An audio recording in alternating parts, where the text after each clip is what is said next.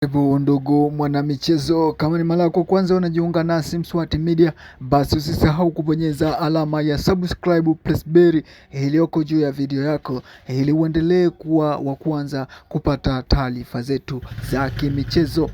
Basi tunakuangazia taarifa za usajili kutoka klabu ya NBC Premier League Young Africans. Basi klabu ya RS Domiak ya nchini Poland imepokea ofa rasmi ya kiasi cha pesa cha shilingi milioni 619 kutoka klabu inayoshiriki ligi kuu ya NBC Premier League nchini Tanzania na Young Africans, ambao wanahitaji saini ya mshambuliaji Aureliano Depu mwenye umri wa miaka 25. Mwangola huyu Aureliano Depu amekuwa ni chaguo la kwanza au pendekezo la kocha mkuu wa klabu hiyo ya Young Africans Pedro Goncalves.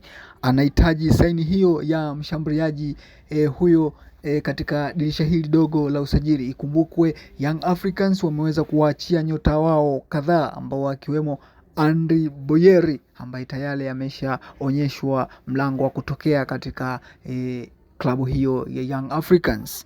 Taarifa za awali zinasema kwamba klabu ya RSK Domiak ya nchini Poland wamekubali ofa hiyo ya Young Africans na tayari taratibu za kimikataba zinaanza kutimizwa. Hivyo kilichobakia hivi sasa ni mchezaji huyo kutambulishwa katika klabu hiyo ya Young Africans katika dirisha hili dogo la usajili. Basi ndugu mtazamaji wetu, endelea kubaki nasi kwa kubonyeza alama ya subscribe. Usisahau kushare, kucomment. Asante sana.